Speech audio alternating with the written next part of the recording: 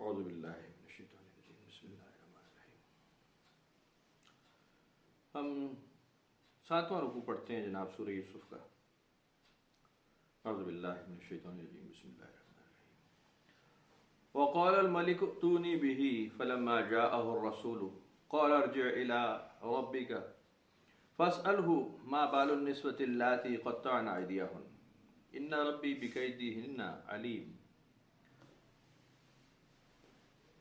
پچھلے سبق میں جیسے ہم نے پڑھ لیا تھا کہ یوسف علیہ السلام نے بادشاہ کے دیکھے ہوئے خواب کی تعبیر بتائی، اس سے آگے کا سبق ہے کہ یہ تعبیر سننے کے بعد بادشاہ نے کہا کہ فوراً لے آؤ انہیں میرے پاس۔ جب فرمان شاہی لے کر قاصد ان کے پاس آیا تو آپ نے فرمایا لوٹ جاؤ اپنے بادشاہ کی طرف اور اس سے پوچھو کہ وہ پہلے حقیقت حال کو جان لے ان عورتوں کے بارے میں جنہوں نے اپنے ہاتھ کاٹ ڈالے تھے، بے شک میرا پروردگار ان کے مکر و فریب سے خوب آگاہ ہے۔ فلما جاءه الرسول قال ارجع الى ربك، یعنی رسول اور رب دونوں کا ایسے ذکر قرآن شریف میں آتا ہے کہ جی ارسال کرنے والا یا مرسل پیغام لے کر آنے والا، اور رب ایک پالنے والا یعنی بادشاہ سے مراد۔ اب یہاں پہ نہ ہی رسول سے مراد رسول ہے اور نہ ہی رب سے مراد رب ہے، جس کو ہم نے مولوی نے دماغ میں ڈال دیا اور بڑا ہی ایک طبقہ کھڑا ہو گیا ہے جی، جو الفاظ کو پکڑنے والا طبقہ ہے وہ پکڑ کے کھڑا ہو گیا اور لوگوں کو بڑی تانا زنی اور بڑے جناب لان تان بھیجتے ہیں، وہ الٹی سیدھی باتیں کرتے ہیں۔ تو بہرحال صیغے سمجھنے ہوتے ہیں اور انداز بیان سمجھنا ہوتا ہے کہ قرآن شریف کا انداز بیان کیسے ہے، وہ کس طرح الفاظ کا استعمال فرماتا ہے، اور اللہ تعالیٰ کی سنت کیا ہے، اللہ تعالیٰ کا طریقہ کیا ہے، منسوب ہے اللہ تعالیٰ کی طرف سے کتاب کا ہے، انبیاء علیہ السلام کے واقعات ہو رہے ہیں، تو اس بات کو ذہن میں رکھ کے ترجمے کیے جاتے ہیں۔ الفاظ کو پکڑا جائے تو ایک چنگا بھلا مسئلہ یہاں پہ پیدا ہو سکتا ہے۔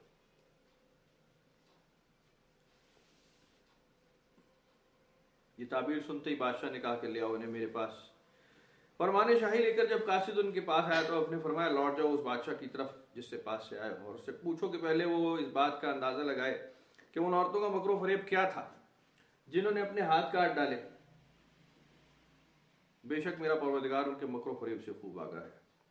قال ما خطبكن اذ راوتن یوسف عن نفسه قلنا حاش للہ ما علمنا علیہ من سوء۔ بادشاہ نے ان عورتوں کو بلا بھیجا اور ان سے دریافت کیا کہ کیا معاملہ ہوا تھا جب تمہیں یوسف سے بلایا گیا۔ راوتن یوسف، تم نے یوسف کو اپنے مطلب براری کے لیے بہکایا پھسلایا، تو پھر کیا نتیجہ نکلا؟ وہ ایک زبان اور عورتوں نے کہا کہ ہمیں تو ہرگز معلوم نہ ہوئی اس بات میں اس کے اندر ذرا سی بھی کوئی برائی یا گناہ کا خیال۔ قالت امرأة العزیز الآن حس الحق، اب عزیز کی بیوی بھی ڈری اور اس کو ضبط نہ رہا اور اس نے بھی اگل دی بات کہ اب تو آشکار ہو ہی گیا حق سچ۔ انا راودته عن نفسه وانه لمن الصادقین، کہ میں نے بھی اسے اپنے مطلب کو پورا کرنے کے لیے بہلانا پھسلانا چاہا، بخدا یوسف تو سچا ہے۔ ذالک لیعلم انی لم اخنہ بالغیب وان اللہ لا یہدی کید الخائنین، اور یہ میں نے اس لیے کہا تھا تاکہ عزیز جان لے کہ میں نے غیر حاضری میں خیانت نہیں کی، اور یقیناً اللہ تعالیٰ کامیاب نہیں ہونے دیتا دغا بازوں کی فریب کاری کو۔ یعنی یوسف علیہ السلام نے اس بات کو لوگوں کو بتایا کہ میں نے یہ بات اس لیے کی ہے بادشاہ تک بات پہنچ جائے کہ میں خیانت کرنے والوں میں سے نہیں ہوں، اور یہ بات بادشاہ کو بھی پہنچ جائے۔ وما ابرئ نفسی ان النفس لامارۃ بالسوء الا ما رحم ربی ان ربی غفور رحیم، اور میں اپنے نفس کی برات کا دعویٰ نہیں کرتا، بے شک نفس کو حکم دیتا ہے کہ برائی کرو، مگر بچتا وہی ہے جس پر میرا رب رحم فرما دے، یقیناً میرا رب غفور الرحیم ہے۔ یہ یوسف علیہ السلام کا بڑا شور آفاق جملہ ہے جس میں آپ نے بہت ہی واضح اور واشگاف اعلان فرما دیا کہ انسان کا نفس امارہ جو ہے وہ اس کو برائی کی طرف اکساتا رہے گا۔ نفس امارہ سے مراد صوفیہ کرام نے بہت لمبی چوڑی لی ہے، برائی کی طرف راغب کرنے والا، برائی کی طرف پھیرنے والا نفس انسان کا، اور بڑی توضیحات اور بڑی لمبی تفسیر ہے۔ کوئی برائی کی طرف پھیرنے والا، اور اس میں 3 طرح کے نفس کا ذکر قرآن شریف میں آ گیا ہے، نفس امارہ، نفس لوامہ اور نفس مطمئنہ کا۔ تو وہ اگلی تفصیل جیسے آئے گی اس کو ہم پڑھ لیں گے۔ تو یوسف علیہ السلام نے فرمایا کہ میں اپنے نفس کی برات کا دعویٰ نہیں کرتا کہ یہ تو مجھے برائی کی طرف اکساتا ہی ہے، مگر بچتا وہ ہے جس پر میرا رب رحم فرما دے کہ میرا رب غفور الرحیم ہے۔ وقال الملك ائتوني به استخلصه لنفسي فلما كلمه قال انك اليوم لدينا مكين امين۔ بادشاہ نے حکم دیا کہ لے آؤ انہیں میرے پاس، میں چن لوں گا انہیں اپنی ذات کے لیے۔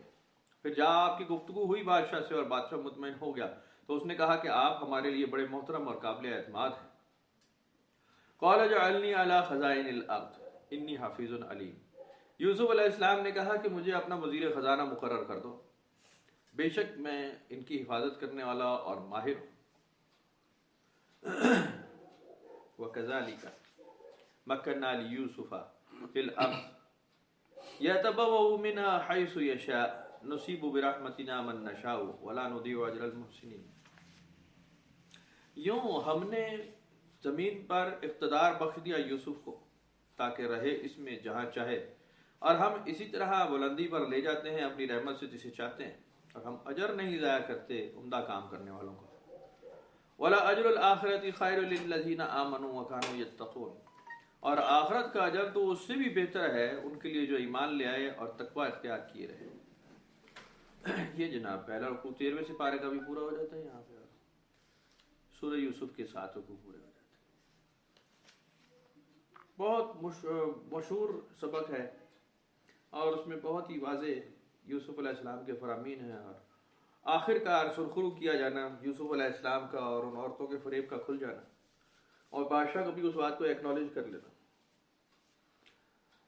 اللہ تعالیٰ کی حکمتیں ہوں گی یقیناً 7 سال قید میں رہنا یوسف علیہ السلام جیسے برگزیدہ آدمی کا، وہ بھی بغیر کسی قصور کے، بغیر کسی گناہ کے۔ باتیں کرنے والوں نے ڈھیر باتیں کی ہوں گی اس وقت جب گرفتار کر لیا گیا ہوگا کہ جناب کس کیس میں اندر آئے کہ جی عورت کے ساتھ چکر تھا۔ باتیں کرنے والے ڈھیر ساری باتیں کرتے ہیں، لیکن اللہ تعالیٰ کے نظام ہے، آخر کار وہ سرخرو کرتا ہے۔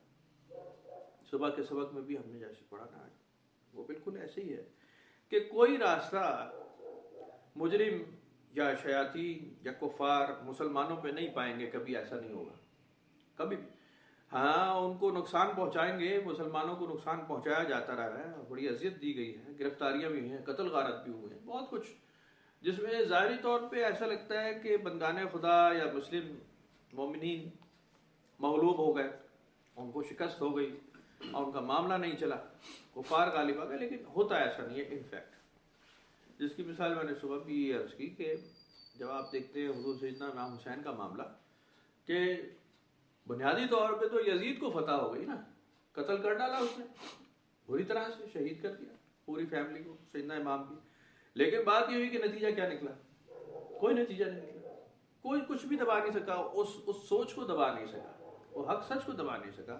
حق سچ ہمیشہ غالب ہی رہا ہے، غالب رہے گا قیامت تک۔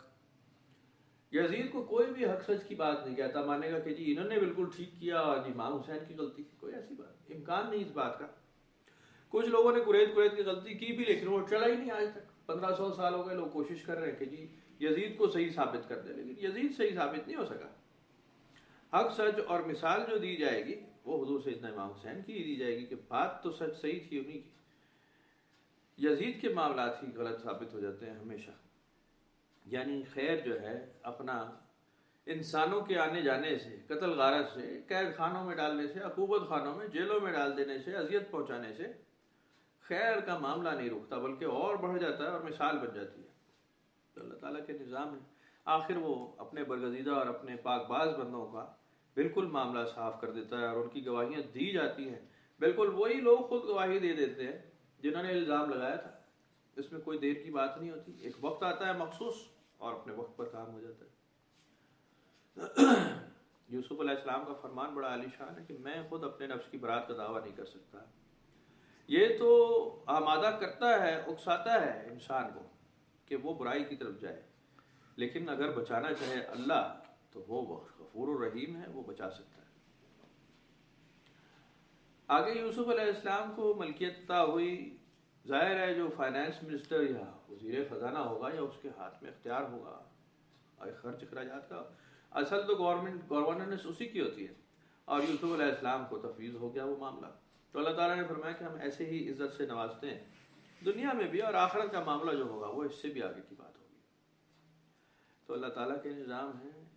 سورہ یوسف بہت سارے اسباق لے کر آتی ہے زندگیوں میں، بہت سارے معاملات انسانوں میں، عورتوں کے معاملات، مردوں کے معاملات، دھوکہ، فریب، جھوٹ، ناحق قتل کیا جانا یا ناحق عقوبت خانے میں ڈالے جانا، یہ یعنی ساری باتیں انسانوں میں یہ رائج ہیں، انسانوں میں یہ معاملے چلتے ہیں.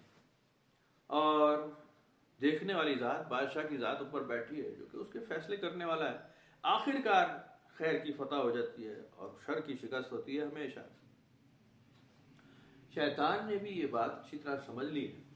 قرآن شریف پڑھا جائے پتہ چل جاتا ہے شیطان نے یہ بات سمجھ لی ہے کہ اللہ تعالیٰ کی طاقت کو کوئی چیلنج نہیں ہے، اس کی بڑائی کو، اس کی بزرگی کو کوئی چیلنج نہیں ہے.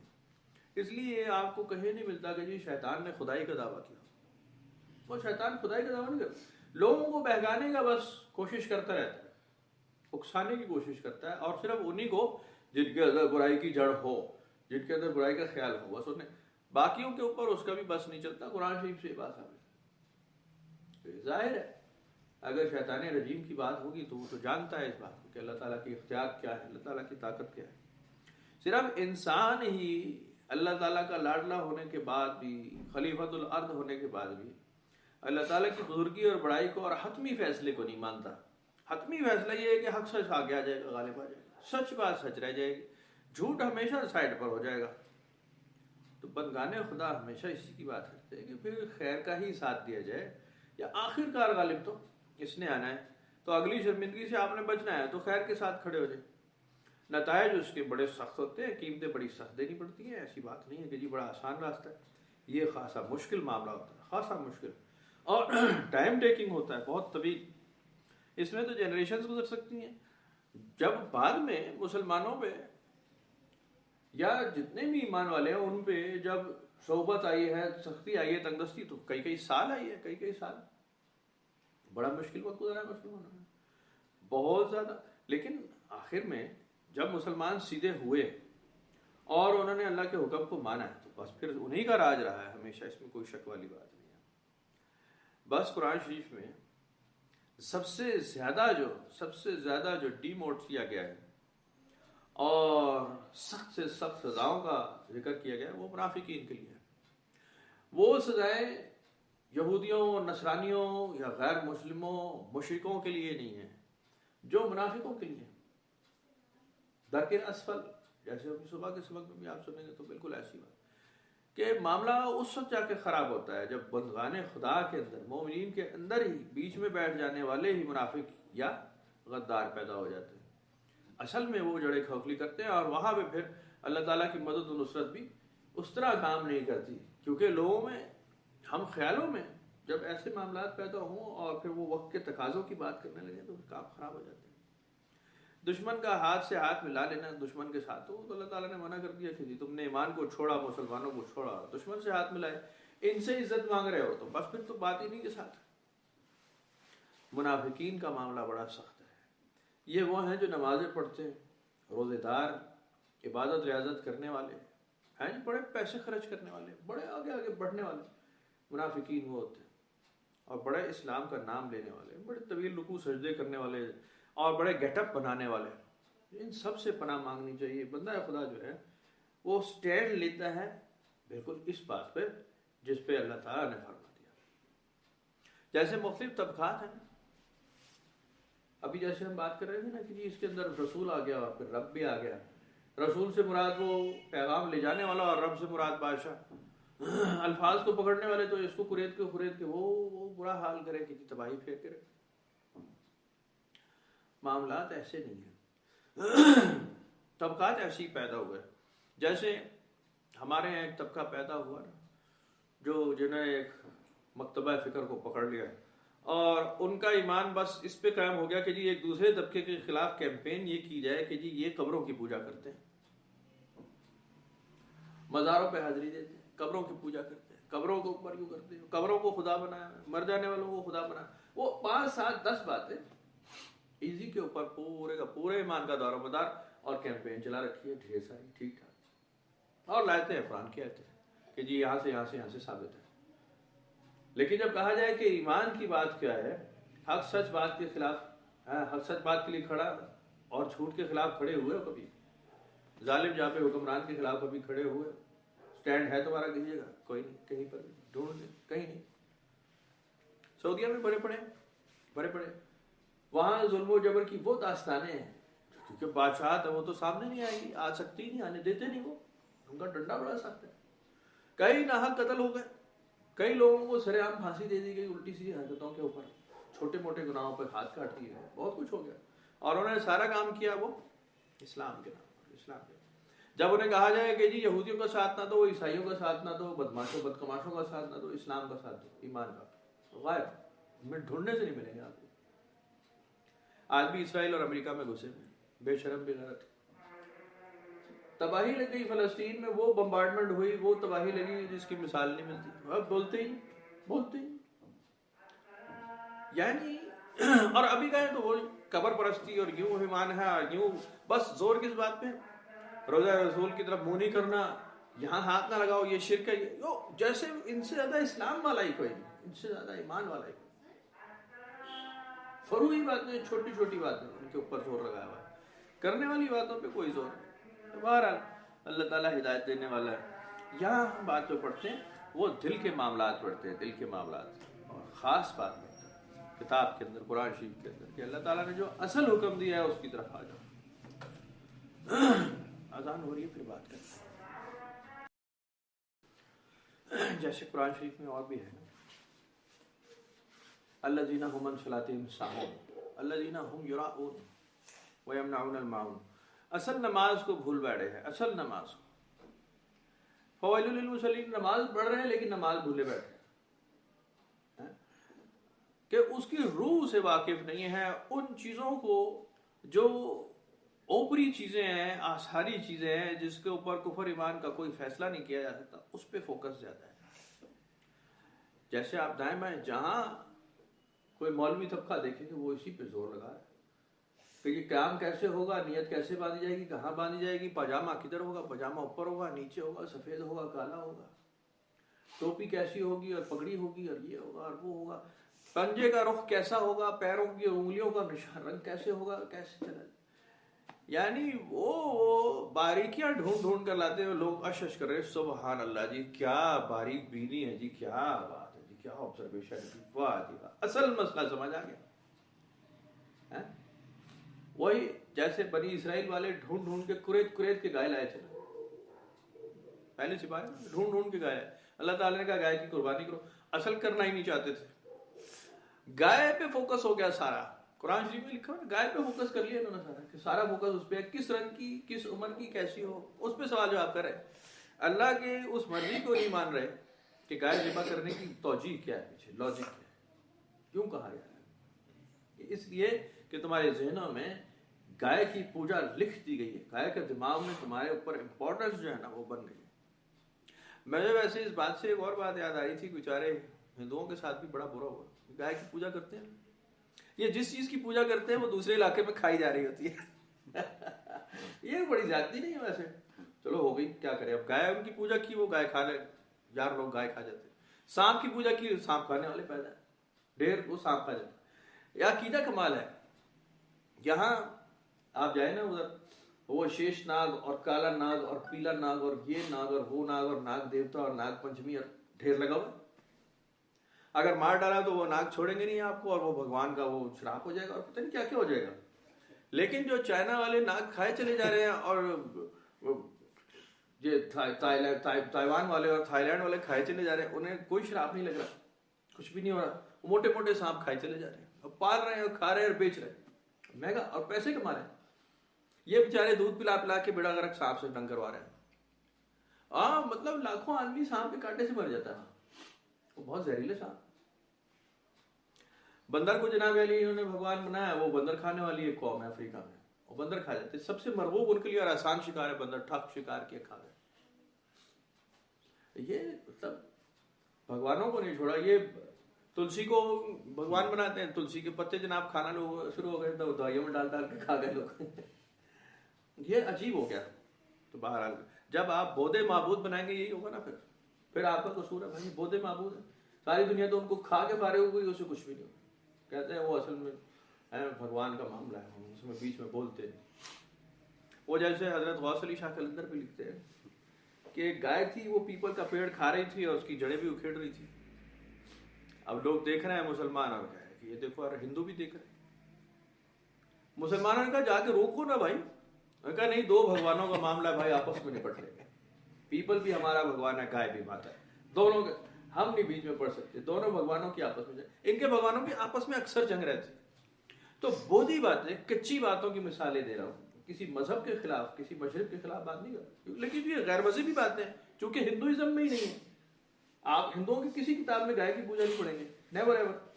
پیپل کے پیڑ کی پوجا نہیں پڑھیں گے, اور کہیں نہیں پڑھیں گے بندر کی پوجا کہیں لکھی ہو, کسی نے کی ہو, شری رام نے کی ہو, یا کسی نے کوئی چانس کہیں پر بھی. تو جب فروعی باتیں فلٹر ہوتی ہیں تو اسی طرح سے مذاق بنا لیتے ہیں آپ اپنا, اور اس کے اوپر فوکس زیادہ ہوتا ہے, تو اس پہ سر پھوڑے جاتے ہیں. ہمارے یہاں بھی بالکل انہی اسی طرح کی باتیں ہیں جی. وہ شکلیں الگ ہیں لیکن عقیدے بالکل ملتے ہیں, بالکل عقیدے. اسی لیے سر پھوڑ رہے ہیں ایک دوسرے کا, اسی لیے اصل سے ہٹ گئے, جڑ سے اور روح سے ہٹ گئے. وہ وہیں پر گھس گئے, برباد کر لیا اپنے آپ کو. ماں غرک بربک الکریم, بالکل ایسے ہی. کہ تم نے رب کو چھوڑ دیا, تمہیں کیا ہوا, کون سی بربادی تمہارے دماغ کو چھوئی کہ تم نے اللہ کا راستہ چھوڑ دیا. اس سے بھی اچھا راستہ کوئی ہو سکتا تھا, اس سے بھی آسان راستہ کوئی ہو سکتا تھا, تم نے مشکل راستے چن لیے, اللہ کا راستہ چھوڑ رکھا. تو یہ وہ معاملہ سارے قرآن شریف بار بار ارشاد فرما رہا ہے کہ تم آسان زندگی کی طرف آ جاؤ, ہدایت کی طرف آ جاؤ, سچ کی طرف آ جاؤ. یہ جیت اور کامیابی ہے سیدھے راستے کی, کسی دوسرے راستے میں کوئی جیت کامیابی نہیں ہے. ان کو بالکل سپورٹ مت کرو, ٹیک مت دو. آخر یہ بودھی دیواریں گر جائے گی, گڑمڑ ہو جاتا ہے. انسان کی سوچ جو ہے محدود ہے. تو کوئی بات نہیں, وہ ہمیں کوئی گہرائیوں میں کوئی تجربہ گاہ تھوڑی ہے کہ جی ہم سچ جھوٹ کے فیصلے تجربہ گاہ میں جا کے کریں گے, ہے مائکروسکوپ کے نیچے. تو ظاہر ہی دیکھتے ہیں, ظاہر ہی دیکھتے ہیں کہ جی خیر اور شر کی اگر جنگ ہو تو آپ اس میں خیر کے ساتھ کھڑے ہو. اور جو فروعی چیزیں ہیں اس کے اوپر زیادہ فوکس, اس کے اوپر زیادہ جب سوچیں گے آپ, وہ ہوتا یہی ہے. قرآن شریف کے ساتھ جو وہ بدترین زیادتی اس قوم نے کی, اور اسی لیے تتر بتر ہے, وہ بالکل ایسے ہی ہے کہ یہ پوری کتاب اور اللہ کی مرضی منشا نہیں سمجھتے. اوور آل امپیکٹ کیا ہے کتاب کا, اوور آل اس کا رزلٹ کیا ہوگا, شروع سے لے کر آخر تک اللہ تعالیٰ ایک ہی جو بنیادی چیز پہ فوکس کر رہا ہے وہ کیا ہے, طہارت ہے, پاکیزگی ہے, بندگی ہے, عاجزی ہے, سیدھا راستہ. بنیادی طور پہ یہ بیان ہو رہا ہے, اور کیا اس میں آ رہا ہے, طہارت کی بات ہو رہی, پاکیزگی. سیدھے راستے پر آ جاؤ, طہارت پاکیزگی کی طرف آ جاؤ.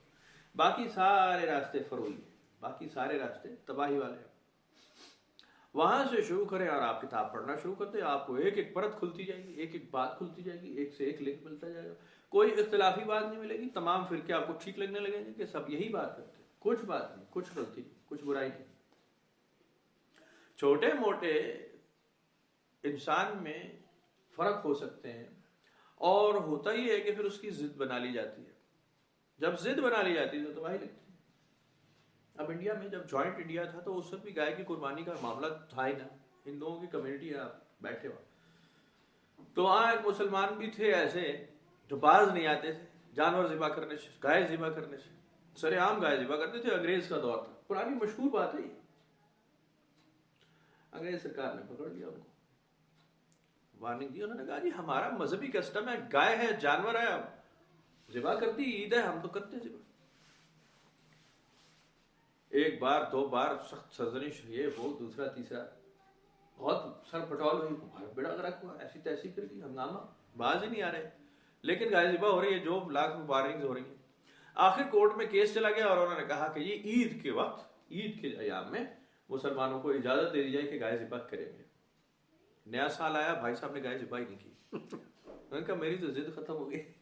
وہ جو چس آ رہا ہے, سی ہو نہیں آ رہا, وہ ضد میں کر رہا تھا, وہ اللہ کا حکم نہیں پورا کر رہا تھا. دیکھو گائے ذبح کرنا ہی تو فرض نہیں ہے نا. آپ جانور ذبح کر سکتے, آپ اونٹ ذبح کر دیں, آپ بھینس ذبح کر دیں, آپ بکرا ذبح کر دیں. آپ اختلاف کیوں پھیلا رہے ہیں؟ نے کہا جی انہوں نے ضد چھوڑ دی, ہم بھی ضد چھوڑ دیتے, میں بھی ضد میں ہی کر رہا تھا. تو آپ بھی یہاں جو سنتے ہیں نا مسجدوں میں, ضد بازی میں ہو رہا ہے. ایک مسجد سے آواز بلند ہو رہی ہے صلاۃ والسلام پڑھنا ناجائز، حرام، یہ وہ دوسرا تیسرا، جہنم میں جائیں گے. دوسرے ضد میں پڑھ رہے ہیں کہ میں اسے جلاؤں. صلاۃ والسلام اس لیے پڑھ رہا ہے تاکہ جو دوسرے مشرق کے لوگ ہیں وہ تپیں اس بات سے کہ یہ صلاۃ والسلام بہت اونچا اونچا پڑھ رہا ہے، نعت سے خائف ہوتا ہے اس لیے ڈیک لگا کے نعت پڑھو. یہ ضد بازی میں ہو رہا ہے، عبادت کے لیے نہیں ہو رہا، خوشی میں نہیں ہو رہا، محبت میں نہیں ہو رہا، یہ ہو رہا ہے ضد میں کہ جی طرح دشمن کو جلایا جائے کہ جی اب آنا تیری ہمت ہے تو روک کر دکھا. مسئلے سارے یہاں پہ خراب ہو جاتے ہیں، نہ یہ عبادت ہو جاتی ہے نہ وہ، تمام معاملہ ہی تباہ ہو جاتا ہے، برباد.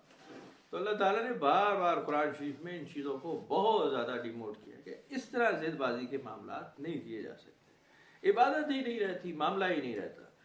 انسان کو جتنا قرآن شریف میں لکھ دیا گیا عمل اس پہ کرنا ہے. حرام یہاں موجود ہے، حلال یہاں موجود ہے، اس کے علاوہ اس سے باہر حرام اور حلال قرار نہیں دیا جا سکتا کسی چیز کو. تو بہت ضروری ہے کہ ان باتوں کو بار بار ریوائز کیا جائے، بار بار ریوائز کیا جائے. عبادت کریں، ریاضت کریں، اللہ سے خوف کھائیں.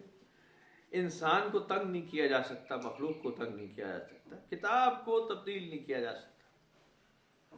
آپ جب توریت کو بھی دیکھیں گے، اور دیکھنا چاہیے، جو نہیں دیکھتے وہ بڑی خیر سے دور ہیں اور پتہ نہیں کیا کہنا چاہیے، بڑی معلومات سے دور ہیں. آپ کو اس میں 10 کمانڈمنٹس ملیں گے، 10 احکامات. 10 احکامات میں بالکل سیدھا سیدھا واضح معاملات ایسے. قتل نہیں کرنا، چوری بدکاری کو چھوڑ دیا گیا ہے.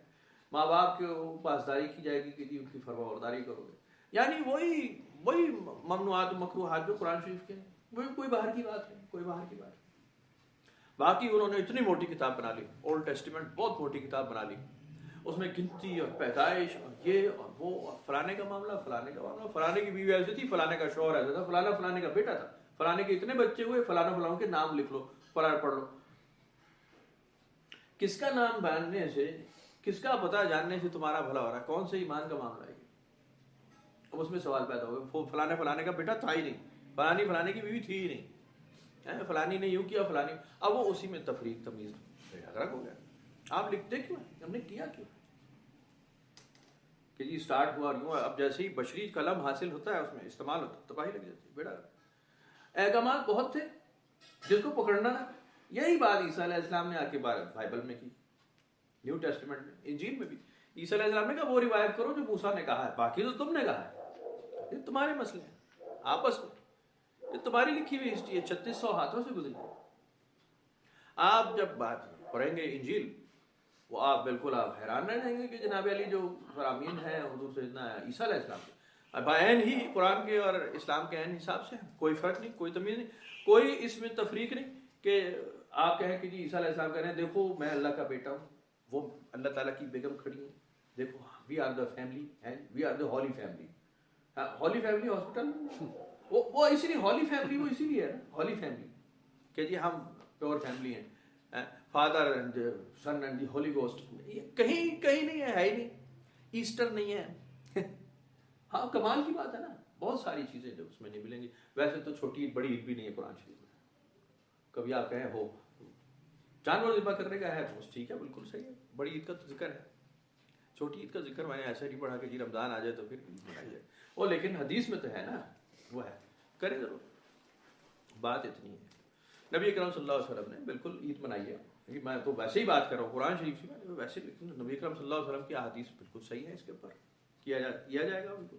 آپ باقاعدہ یعنی رمضان کے پورا ہونے کے بعد اچھا کچھ پکواتے اور خوشبو اور استعمال کرتے اور عید کی نماز پڑھی جاتی اور باقاعدہ اعلان ہو جاتا کہ جی آج روزہ نہیں ہے، کچھ کھایا پیا جاتا.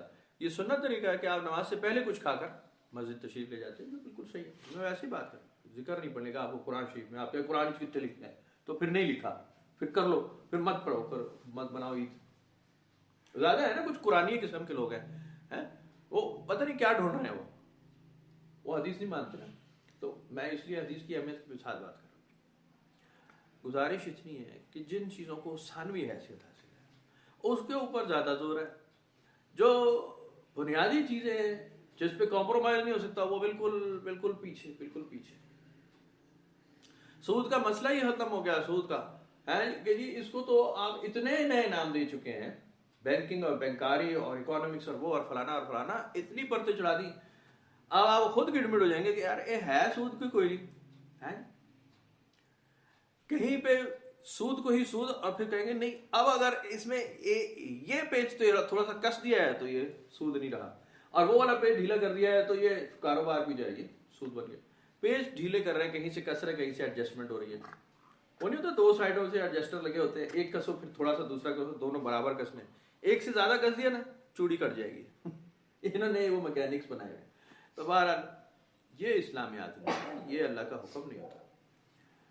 عام آدمی کے لیے بہت کافی ہے کہ اللہ ایک قیامت آئے گی، بھائی ایسی حرکتیں نہیں کرنی کہ پکڑا جاؤں، حساب تو مجھے اپنا ہی دینا ہے، میں نے اور کسی کا حساب نہیں دینا، بس اس کو کافی ہے۔ باقی پھر مکارم اخلاق ہوں گے، حقوق ہوں گے، لوگوں کے مخلوق کو تنگ نہیں کیا جائے گا، وہ بہت اعلیٰ اقدار ہو جائیں گے، بہت اعلیٰ اقدار، اعلیٰ پائے کے لوگ ہوں گے، وہ جو حقوق العباد بھی ادا کریں گے، بڑے مرتبے کے لوگ ہوں گے۔ لیکن حقوق العباد کوئی اتنا چھوٹا سا ٹاپک نہیں کہ آپ کو یہ لو جی ہو گیا جی حقوق العباد، تو بڑا ایک سوال ہے، ٹھیک ٹھاک۔ وہ کسی نے بڑی اچھی مثال اس کی تھی کہ حقوق العباد ادا کرنا ایسے ہی ہے کہ جی آپ کے پاس ایک کھلی تھالی ہو اور آپ اس میں ڈڈو بٹھا کے رکھے سارے بات سمجھے نا، ایک کو بٹھا کے دوسرا اچھلے گا یہ حقوق العباد اتنے آسان نہیں، تو خاصا مشکل ہے۔ تو کر لے جس نے جتنا کرنا ہے وہ ضرور کوشش کرے اس کے۔ آپ کو آج کل وہ شادی بیاہ کے معاملے میں تو آپ اچھی طرح سمجھ سکتے ہیں کہ جب گھروں میں کوئی شادی کا فنکشن ہو تو یہ ایک تھالی میں ڈڈوؤں کو اکٹھا کرنا کیسے ہوتا ہے، مشکل ہوتا ہے جی۔ دوبارہ اللہ تعالیٰ رحم کرنے والا ہے جی۔ ثانوی حیثیت کی چیزیں بہت آگے آ رہی ہیں، اور اچھل کود اور شور شرابہ اسی لیے ہوتا ہے۔ آپ جتنے مذہبی ادارے، بدقسمتی سے اس میں مسجد بھی شامل ہے، جو مسجد سب سے اہم ادارہ ہے اسلام کا، بہت مضبوط اور بڑا عالیشان ادارہ ہے مسجد، وہاں سے بھی آپ کو چیخ پکار اور شور شرابے کی آواز زیادہ ہے۔ عام سی بات کرے گا لیکن قسمیں کھا رہا ہوگا، اور شور اور چیخ پکار، تقریر کے اسلوب بھی ایسے ہو گئے کہ یہ چیخ پکار اونچی آواز میں ذرا کی جائے اور قسم کھائی جائے۔ حاضرین کرام، اللہ پاک کی قسم، رسول کی قسم، قسمیں کھانا شروع ہو جائے۔ اب بھائی جان، حاضرین محفل میں کون منکر بیٹھا ہے؟ آپ کس کو اوپر زور لگا رہے ہیں؟ کوئی زور لگانے کی ضرورت نہیں، یہاں غلط جگہ زور لگا رہے ہیں، اور غلط جگہ زور لگانے سے پتہ کیا ہوتا ہے؟ بگاڑ پیدا ہوتا ہے، سیدھا نہیں ہوتا کام۔ لوگ یہی سمجھتے ہیں کہ واہ واہ جی کیا بڑی جوشیلی تقریر کرنے والا مولوی ہے، کیا بات ہے جی، کیا بات ہے۔ لوگ بھی سننا ہی جاتے ہیں، ورنہ کہتے ہیں یار بڑا مسمسا، قاری صاحب کی طبیعت آج ٹھیک نہیں تھی۔ میں یہ باتیں اس لیے بڑی تکلیف دہ ہے، میں اس لیے کرتا ہوں کہ میں جب بیٹھتا ہوں نا مولویوں میں اور سنتا ہوں، اور مسجد کے وہ احکامات جو ان کے رہبر انہیں دیتے ہیں کہ جی فلانی جگہ تجھے امام بنا کر بھیج رہے ہیں، تمہیں یہ کام کرنا ہے، نہیں تو تیری دکان بند ہو جائے گی، پھر کانوں کو ہاتھ لگانا پڑتا ہے کہ یار رہبر ہو کر، استاد ہو کر، فارغ التحصیل کرنے والا سند دے رہا ہے اور ساتھ ہی بتا رہا ہے کہ فارمولہ یہ ہے ورنہ تیری مسجد کی دکان بند ہو جائے گی۔ کمال ہے، مطلب بھائی مسجد کو دکان بنا ہوا ہے۔ تو بہرحال کیا کیا جا سکتا؟ پھر وہ فروعی مسئلے بتائیں گے، فروعی مسئلے کہ جی یہ کیا تو دائرہ اسلام سے خارج، یہ کیا تو حاضر، یہ کیا تو داخل، یہ کیا تو باہر، لمبی کہانی سنائیں گے۔ لمبی کہانیاں جناب جب آپ پڑھیں گے تو آپ جو بنیاد ہے نا، کلمہ حق سچ ہے، اللہ کے دین کے لیے کھڑے ہو جانا ہے، نتائج کی فکر چھوڑ دینا، وہ بالکل پیچھے لے جائے گے، بالکل چھوڑ دیں گے، ڈرپوک ہو جائیں گے۔ کہیں گے یار دوسروں کے معاملے میں نہیں پڑھنا چاہیے، بھائی چھوڑ دو یار، دوسرے آپ سائڈ پر ہو جاؤ یار، مسئلہ ہے چھوڑ دو، فتنہ پھیل جائے گا، مسئلہ ہو جائے گا، چپ کر جاؤ یار، بس کرو۔ آپ اس طرح کے مسلمان ایسے نہیں ہوتے ہیں، بالکل وہ سچ کی بات کر کے کھڑے ہو جاتے ہیں کہ جی قرآن کے خلاف ہو رہا، ختم ہو گئی بات، ہم نہیں پیچھے ہٹتے۔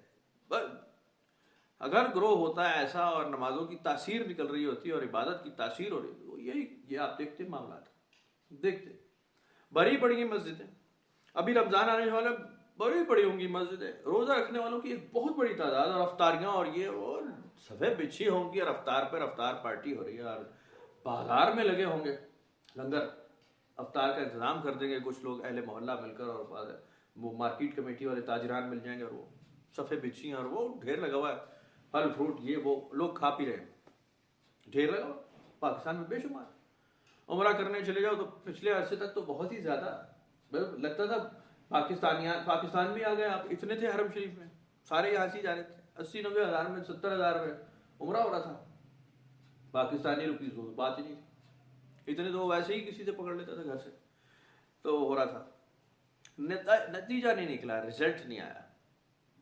ابھی جیسے ہم سیاسی بات نہیں کرنا چاہ رہا میں، لیکن وہ ایسی بات کروں، پچھلی حکومتوں میں آپ مشہور پڑے نا، ہم نے اسکول بنائے، فلانے اسکولوں کے جال بچھا دیے، ہم نے لیپ ٹاپ بانٹے، یہ وہ سن رہے ہیں نا آپ کہ ہم نے کیا، آگے بھی کریں گے، ہم نے بجلی کے لیے یہ ایم او یوز فلانا P O Us S O Us پتہ نہیں کیا کیا لوگ بولتے کیے، کہاں گیا وہ، کدھر ہے یار وہ پڑھا لکھا طبقہ، کدھر گیا وہ؟ آپ نے اتنے اسکول بنائے ہیں، اتنے زیادہ لیپ ٹاپ پر، وہ طبقہ کدھر گیا پڑھا لکھا؟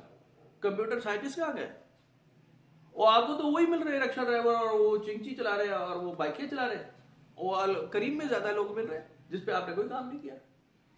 اوبر والے آ کے چھا گئے دنوں میں، ٹھک ہر آدمی نے اپنی گاڑی اوبر پہ ڈال دی، ان ڈرائیو ڈال دی، یہ تو آپ نے نہیں کیا، کریم تو آپ نے کیا نہیں، آپ نے تو بائکیں چلایا نہیں، تو یہ کہاں سے یہ سبز ہیلمٹ آ گئے؟ پہلے سبز پگڑی کو بہت رکھتے اب سبز ہیلمٹ ہی ہیلمٹ ہر جگہ، سبز پگڑی بھول گئی قوم، انہوں نے کہا اس میں پیسے نہیں ہے، اس میں پیسے بھی ہیں، کم از کم یہاں سے بٹھاؤ، غریب آدمی بیچارہ اپنی دال روٹی چلا رہا ہے، وہ برباد ہو گیا نا جی، وہ تو برباد ہو گیا نا، وہ موٹر سائیکل مینٹین کرتا رہے گا، سواری چکنی ہے جی، اس کی سوچ یہ ہوگی، سلو چلاتا رہے، گڈی کتنے سواری کتنے، ہاں جی ہاں جی، وہ اس کی سوچ ڈرائیور سوچ ہوگی بیچارے کی، غریب کی، وہ اور کچھ سوچ ہی نہیں سکتا، اسے پتا ہے مجھے گھر پیسے لے کر جانے ہیں، گھر میں مسئلہ بن چکا ہے، اور وہاں پہ ذلیل کر دیں گے مجھے، سارے دن گھر سے باہر گئے، پیسے تو نکال، آلو بھی نہیں لا سکتا، تو آپ آلو نہیں لے سکتے یار، 100 روپے کلو آلو ہے، سبزی نہیں لے سکتے، تو وہ بیچارہ مجبور ہو گیا۔ تو یہ آپ نے کیا، یہ کس نے کیا؟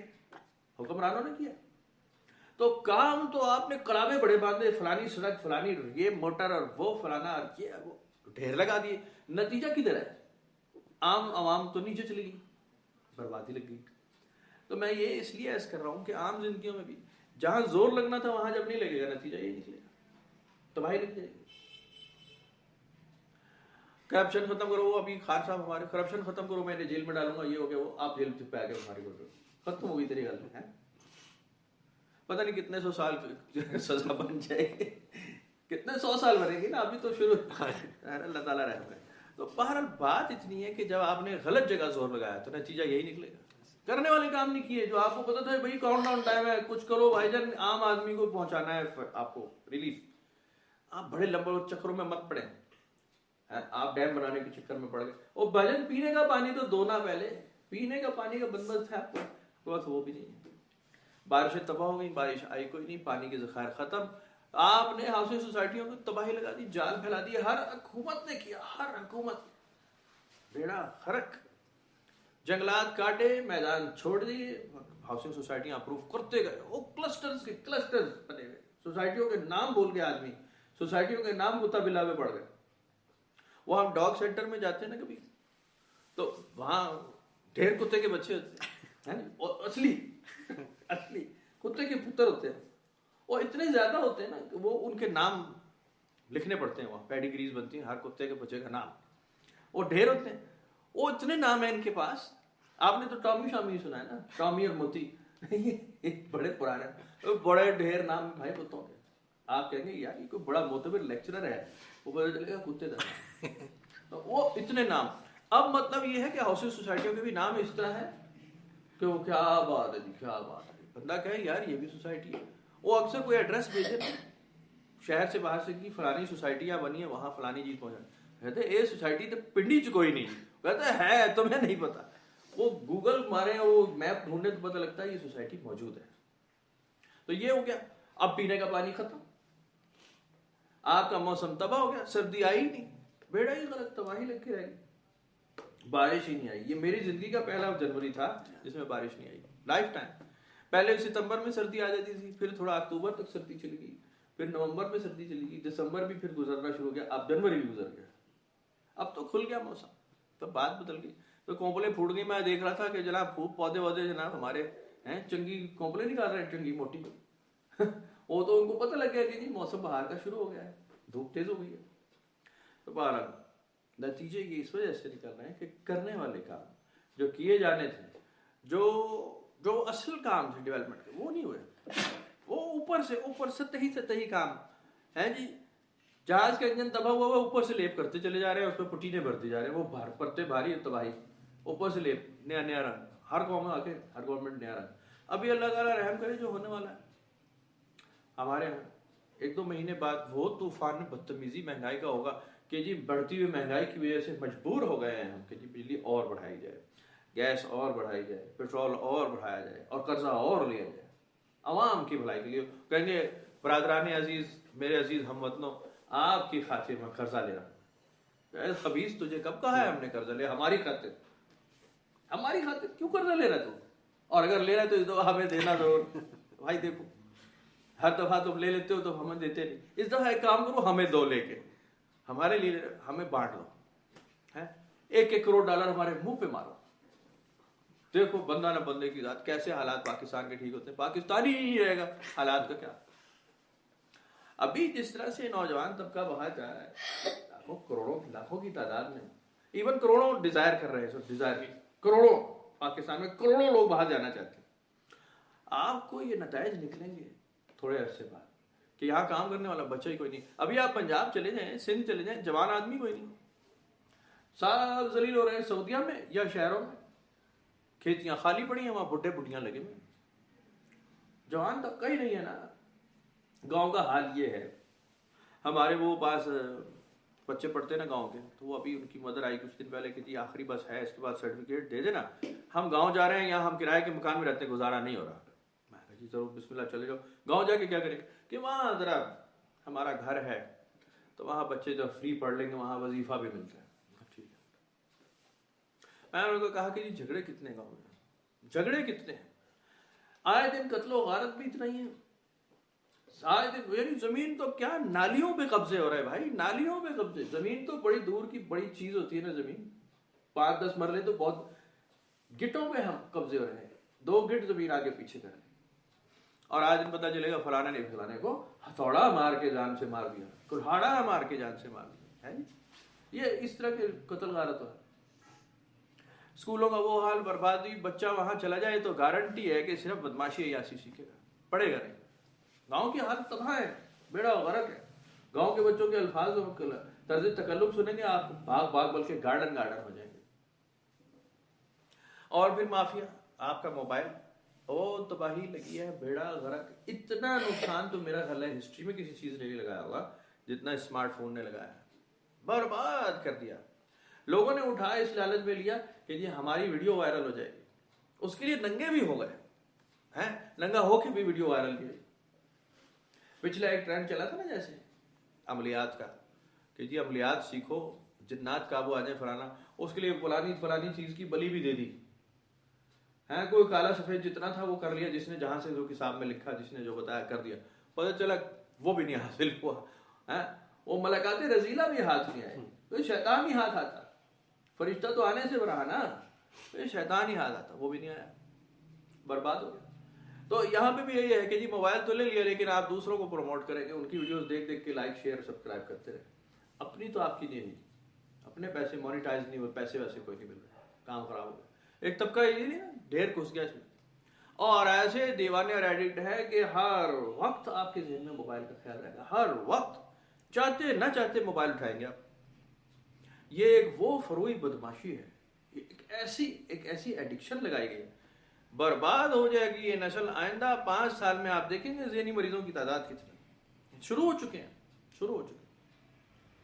آنکھوں پہ اینک لگی ہوئی ہے، تباہ ہو رہے ہیں، سوچ بہت فاسٹ ہو گئی ہے، رکنے کا نام نہیں لے رہے، ارتکاز ہے نہیں، توجہ بنتی نہیں، سوال ختم ہو گیا. اتنی تیزی سے پھیلانا یہ کام، اور سارا کیا رونا ایک ہی بات تھا، جہاں زور لگنا تھا وہاں زور لگا نہیں، بیڑا غرق. تو بہرحال گنتے جائیں اور کیا کہتے جائیں جناب علی، اپنے حالت زار پہ ہنستے جائیں کہ روتے جائیں. مسئلہ سارا یہی ہے کہ قرآن شریف تو بار بار ایک ہی بیان فرما رہا ہے کہ دیکھو بنیاد کی طرف آؤ، بنیاد اصل کی طرف آؤ، اپنے چکر بازیوں کی طرف نہیں. شروع سے آخری تک آپ پڑھیں گے آپ کو سارے مل جائیں گے. ورنہ پھر وہ ورس نمبر 23 چیپٹر 26 ہے، تو پھر وہ مجھے نہیں پتا، لیکن آپ وہ کہیں گے نا یہ آیت کون سی آیت میں لکھا ہوا ہے، تو وہ پھر آیتیں ڈھونڈنے والے کبھی کسی نتیجے پہ نہیں پہنچتے، نتیجے پہ نہیں پہنچے گا.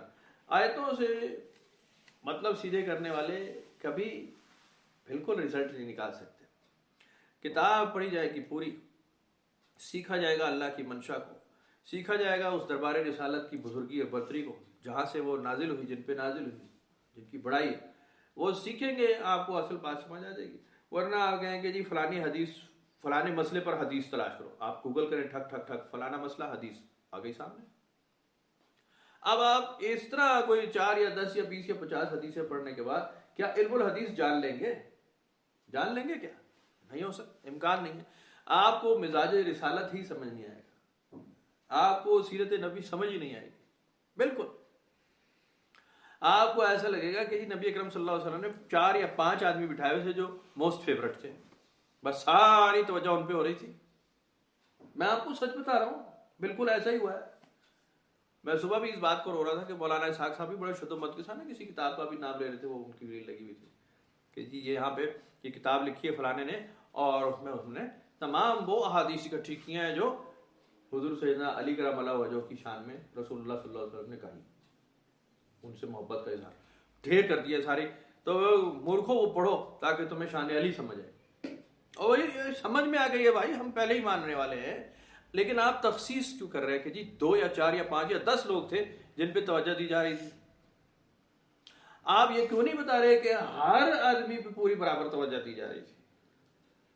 شان رسالت یہی ہے کہ جی ایک بدو پر بھی اتنی توجہ دی جا رہی تھی، اس سے بھی وہی شفقت محبت تھی، عورتوں پر بھی تھی، دائی مائیں، گھر کی صفائی کرنے والی خادمائیں، سب کے ساتھ شفقت کا، مہربانی کا ایک طریقہ تھا، ہر ایک کے اوپر نظر التفات تھی، ہر ایک کے لیے کوئی نہ کوئی خوبصورت سا کلمہ اور لفظ تھا جو مخصوص ان کے لیے کر دیا گیا، سب کے ساتھ معاملہ تھا۔ یہاں وہ جو اہل تشیع ہے وہ سیدنا علی کو لے کر اور حسنین کریمین کو لے کر بیٹھے، اور باقی جو ان کے اینٹی ہیں وہ حضرت امیر معاویہ سے نہیں ہٹ رہے۔ ابھی مجھے کسی نے آج وہ 22 رجب غالباً ہاں کل تھی یا تو وہ حضرت امیر معاویہ کا وہ ڈیتھ اینیورسری، وہ اس پہ بھی ویڈیوز آ رہی ہیں کہ جی بس وہ حضور پاک نے ان کے شان میں یہ باتیں کی، ان کا منکر دائرہ اسلام سے فارغ، لو ثابت ہو گیا۔ او کیوں ثابت کر رہے ہو؟ 1500 سال پہلے گزری ہوئی ہستی کو تم آج ثابت کر لو گے؟ کیا کیوں ثابت کرنا چاہتے؟ تم آج جو کرنے والے کام ہے وہ کیوں نہیں کر رہے؟ لوگ بتانے والے بتا کیوں نہیں رہے؟ قرآن شریف میں بھی ایسے لکھا ہے کہ اے نبی صلی اللہ علیہ وسلم ان یہود سے پوچھے کہ تمہارے ایڈرس کدھر گئے بتانے والے، تمہیں بتا کیوں نہیں رہے؟ سیدھی بات کیوں نہیں بتاتے کہ دین پر آ جاؤ؟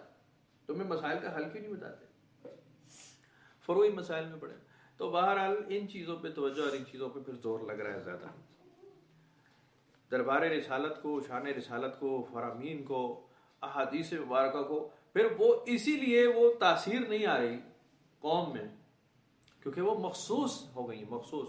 سیدنا امام حسین سے ریلیٹڈ احادیث اکٹھی کر لی گئی، سیدنا امام حسن سے کر لی گئی، سیدنا علی سے کر لی گئی، دوسرے طبقات نے سیدنا عمر سے کر لی، سیدنا ابو ہریرہ کا گروہ علیحدہ بن گیا، سیدنا ابوبکر کے گروہ علیحدہ بن گیا، سیدنا عثمان کا گروہ علیحدہ، یعنی جن کو جو پسند آیا اس نے اس گروہ سے متعلق حدیثیں اکٹھی کی کہ سیدنا عثمان سے متعلق جتنی حدیثیں ہیں میں ذرا اکٹھی کروں، کیا کیا کہا کس کس معاملے پہ اللہ کے رسول نے کہا، اس پہ ایک کتاب علیحدہ بنا دی۔ جس کے ہاتھ وہ کتاب لگی اس نے کہا کہ جی موسٹ فیوریٹ پرسنالٹی تو یہ تھے،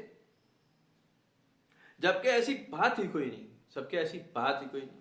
آپ وہ بالکل کیونکہ بکتا بازار میں ہوا ہے، سیدنا حسنین کریمین سے والہانہ محبت حضور صلی اللہ علیہ وسلم کی ملے گی، مشہور چیزیں، مشہور باتیں، کوئی شک نہیں ان میں، بالکل ٹھیک ہے۔ باقی بچے کہاں گئے؟ باقیوں سے جو نظر التفات تھی، باقیوں پہ جو شفقت تھی، وہ کہاں ہے؟ وہ کیوں نہیں بتاتے؟ سیدنا انس بن مالک کے ساتھ جو آپ کی التفات رہا ہے، جتنا آپ ان کے ساتھ کھیلتے رہے اور بچپن ان کا سارا وہاں گزرا، آپ نے وہ کہا ہے کدھر ہے ریکارڈ؟ وہ آپ کیوں نہیں بتاتے؟ آپ ڈرتے ہیں کیا؟ ڈر لگ رہا ہے بتاتے ہوئے؟ سیدنا زید کو حضور صلی اللہ علیہ وسلم اپنا بیٹا بناتے ہیں تو محبت نہیں کرتے ہوں گے ان سے؟ ایک بیٹا، ایک لڑکا لے کر، ایک بچہ لے کر، وہ عام نصیبوں والا بچہ ہوگا جس کو رسول اللہ صلی اللہ علیہ وسلم اپنا بیٹا بنا کر اپنے گھر میں رکھتے ہیں، یہ عام بات ہے۔ ان کی شادی خود کراتے ہیں، آپ کے گھر میں وہ بیٹے کی حیثیت سے رہتے رہے ہمیشہ۔ وہ تو قرآن شریف کا فیصلہ ہے کہ جی باپ کے نام سے پکارا جائے، اس کے علاوہ تو یہ نہیں کہ انہوں نے گھر سے نکال دیا جائے۔ ہاں ان کے والد آئے تو انہوں نے کہا کہ جاؤ اپنے والد کے ساتھ جاؤ، تو بالکل ٹھیک ہے۔ وہ کہاں گیا؟ وہ معاملہ بتاتے کیوں نہیں کہ بھائی ان کا معاملہ ہے ہی مشفقانہ، یہ ہر ایک کے ساتھ ایسے ہی ہے، یہ بچوں سے بہت پیار کرتے ہیں اور ان پہ بڑی توجہ دیتے ہیں. عورتوں کے لیے بہت ہی سینسیٹیو ہے. تمام خواتین کو برابر ٹائم دیا جا رہا ہے اور ان کی برابر بات سنی جا رہی ہے, ان کو پرائیورٹی دی جا رہی ہے. ہر چیز ان کی سن کے ان کو ان کے معاملات لکھوائے جا رہے ہیں کہ جی ان کے ساتھ زیادتی نہ ہو. اونٹوں کے معاملات ہو رہے ہیں, بھیڑ بکریوں کے معاملات ڈسکس کیے جا رہے ہیں, چڑیوں پرندوں کے معاملات لکھ کر کے دیے جا رہے ہیں کہ جی ان سے زیادتی نہ ہو. فصلوں کھیتیوں کے معاملات لکھوائے جا رہے ہیں کہ ان پہ زیادتی نہیں کرنی. کون سی چیز خلاف توجہ اپنا خلاف قانون خلاف شرع ہو جائے گی, اس پہ قوانین بنائے جا رہے ہیں. وہ کیوں نہیں لکھ رہے آپ؟ 2 یا 3 یا 4 لوگوں کو لے رہے کہ جی ان کے اوپر, تاکہ آپ کا ایک گروہ جو ہے وہ غالب آ جائے, کیونکہ ایک گروہ غالب کرنا پڑتا ہے, گروہ بندی کرنی پڑتی ہے. یا تو آپ سپاہ صحابہ کا نعرہ لگائیں, وہ گروہ آپ کے ساتھ سارا آ جائے, یا پھر شیعان علی کا نعرہ لگائیں تاکہ وہ پورا گروہ آپ کے ساتھ آئے, تو آپ ڈومیننٹ پرسنالٹی, مارکیٹ بن گئی آپ کی. مارکیٹ بنا رہے ہیں, کچھ نہیں کر رہے. آپ حدیث کا سبق نہیں پھیلا رہے, سیرت طیبہ نہیں بتا رہے, آپ شور بچا رہے ہیں, آپ گروہ بندی کر رہے ہیں. قرآن شریف سے بھی ایسی ہے, ادھر سے آیت اٹھائی, پھر 4تھے سپارے پہ چلا گیا, 4تھے سپارے جب مار کے 7ویں پہ چلا گیا, 11ویں سپارے کی 4تھی آیت, اور اس کو لوگ سمجھتے ہیں یہ بڑا عالم فاضل ہے. جو اس طرح بات کرے نا, 4تھے سپارے کی 5ویں آیت پڑھو, 5ویں سپارے کی 6ٹھی آیت پڑھو, 6ٹھی سپارے کی 9ویں آیت پڑھو, 9ویں سے 11ویں آیت پڑھو, وہ کہتے ہوئے بڑا عالم دین ہے. اصل میں وہ صرف اپنے مقصد کو, اپنے الو کو سیدھا کرنے کے لیے آیتیں اس نے ڈھونڈ کے کریت کے اکٹھی کی ہیں. اور کتاب پڑھنے کے یہ اسلوب ہی نہیں ہے, کسی بھی کتاب پڑھنے کے اسلوب نہیں ہے. کتاب پڑھی جاتی ہے اول سے آخر تک, سارا معاملہ پھر سمجھ آتا ہے, سیکوینس ہوتا ہے اس میں. آپ سارا سیکوینس اگر توڑ دیتے ہیں, کتاب کیا سمجھ آتی ہے آپ کو؟ تو صرف آپ کی تسلی تشفی قلب ہو رہی ہے, کتاب سے نکل گئے, آپ علم سے نکل گئے, معلومات سے نکل گئے. میں ابھی صبح بھی اس بات کو رو رہا تھا کہ اگر ہم بچوں کو کہیں نا کہ جاؤ اور پوری کتاب پڑھو, صبح سے شروع سے آخر تک ساری کتاب, اس کے نمبر نہیں آئیں گے. ہاں نمبر 3rd ڈویژن میں آئے گا. وہ آپ کہیں دیکھو پتر یہ گیس پیپر ہے, یہ ٹیسٹ پیپر ہے, یہ نوٹس ہیں, یہ اٹھا لو گیا تو رٹا لگا لے گا, وہ پاس A گریڈ وہ لے جائے گا. کتاب کا علم اس کو نہیں ہے, کتاب کا علم اس کے پاس نہیں. لیکن فر اسے وہ بات یاد ہے جو سوال آئے گا, امپورٹنٹ کوسچنس ہے. نوٹ ابھی کسی بچی کا آیا ہوا تھا کہ جی مجھے نوٹس لگا دو, میں کہا یار آج بھی یہی رو رہا تھا, اور ابھی دیکھو سوال بھی ایسے ہوتے. فزکس کے نوٹ لگوا دو, کیمسٹری کے نوٹس لگا دو, ہے جی امپورٹنٹ کوسچن بتا دیں اس میں کون کون سا ہے. میں کہا پرچہ ہی بتا دو سیدھا ہی مراقبہ کر کے. ہاں وہ بھی آتے ہیں, مراقبہ کرے نا پرچہ دکھا دو, ہمیں بھی کروا دو, ہمارا مراقبہ کھل جائے ہم پرچہ دیکھیں. حضور بابا جی کے پاس تو آتے تھے بڑے کمال کے, یاد ہی ہوں گے آپ کو. وہ کہتے تھے کہ جی فلانا جو خزانہ گڑا ہوا دفینہ اس کا پتہ بتا دو. اتفاق سے میں بھی بیٹھا تھا ساتھ, وہ اتنا سے بلوڑا تھا, بابا جی بھی بیٹھے اور وہ بھی آئے ہوئے بیٹھے. تو کہہ رہے کہ جی یہ ذرا سنو شیخ کی بات. وہ ترکی کا عامل جو تھا, شاہ صاحب کے ساتھ آیا ہوا تھا, وہ اب وہ یہی بات کہ جی یہ ریڈ مرکری ڈھونڈ رہے ہیں, سرخ پارا. تو وہ کہہ رہے کہ جی مراقبہ کروا کے ذرا ہمیں پتہ کرا. غضب خدا کا. بابا جی بھی ہنس رہے کہ یہ دیکھو یار یہ کس طرح کے سوال لے کے آتے, کیا پوچھ رہے ہیں. میں نے کہا کہ جی اس کے آپ کو پتا ہے کہ وہ جب پتہ ہو دیتا ہے کہ جی فلانا دفینہ خزانہ کہاں ہے, تو اس کا آپ کو قیمت بھی دینی پڑتی ہے. کیا جی کتنے پیسے؟ 10 نا جی. کہ آپ کو دینی ہوگی, جس کو ملے گا وہ, جس کو ملے گا وہی دے گا. وہ جیسے میں نے آپ کو مثال پرانی نہیں سنائی تھی, وہ حضرت غوث علی شاہ قلندر صاحب کی ہوئی کہ جی ان کے پاس ایک خان صاحب پہنچ گئے, تلوار لگائی ہوئی اور کھڑے ہیں, وہ 7-6 فٹ قد, اور وہ جناب غوث علی کون ہے کہ جی میں ہوں. ان کا اچھا. اب یہ سمجھ گئے کہ یہ بیچارہ وہ اپنی قوم کی وجہ سے پریشان ہے. کہہ رہا ہے مجھے سونا بنانے کا عمل بتاؤ, کیمیا بنانے کا عمل تمہیں آتا ہے, مجھے پتہ چل گیا, بتاؤ. اب یہ سیانے تھے, انہوں نے کہا کہ جی یہ بہت ہی جذباتی ہے, یہ نہ ہو کہ مار ڈالے. انہوں نے کہا بھی بیٹھے, کھایا نہ پینا کرے, سفر کر کے آئے, یہ اتنا آسان نہیں, لمبا چوڑا کام ہے, آپ کو بیٹھ کے بتاتے ہیں. بٹھایا زبردستی, کوئی تلوار شلوار کھلوائی وہاں سے نا, اسلحہ لے لیا ان سے, کہا سائڈ پہ رکھ دو, نماز پڑھے ذرا کھانا کھلائیں. کھانا کھاتے کھاتے وہ پرانا ساگ لا کر کے رکھ دیا ان کے سامنے کہ جی کھاؤ. نہ روٹی نہ نمک نہ مرچ, وہ تو ایک نے والا کھایا تو پھنس گیا, دوسرا نیچے نہ جائے. کہا جی یہ کیسے؟ انہوں نے کہا جی ہم تو یہی کھاتے ہیں, کیمیا گر یہی کھاتے ہیں. آپ کو پہلا کام سونا بنانے کا جو سیکھنا ہے وہ یہ ہے کہ آپ کو کھانا یہ ہوگا. کہتا ہے لخت لعنت ایسے سونے بنانے میں, جب خوراک ہی نہیں ہوگی. ہم تو کر اس لیے رہے کہ ہم خوب مرغا کھائیں. کہا جی مرغا نہیں کھا سکتے, کیمیا نہیں بنے گا, سونا بنانا ہے یہ کھاؤ. تو معاملہ ایسے ہی ہے.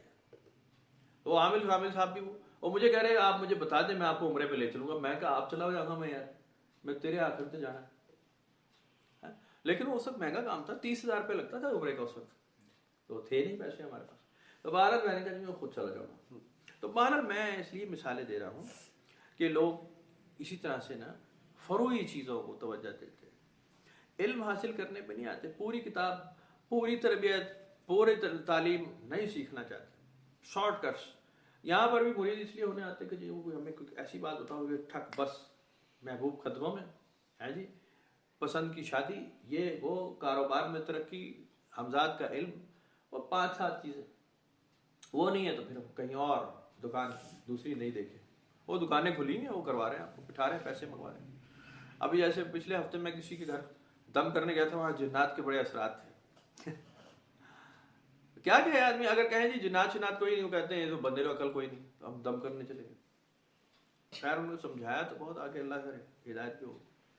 بات اتنی ہے کہ اثر ہوتا نہیں اس طرح سیدھا کہنے کا. اب جناب علی وہ معاملات ایسے ہیں کہ جی ہمیں وہ سکھاؤ معاملہ, ہم بھی ذرا سیکھ لیں, ہم بھی دیکھ. اب آپ جب ان کو پہلی سٹیج ہی بتائیں نا, کہتے ہیں یہ کام نہیں ہو سکتا, اس سے اگلی بتاؤ.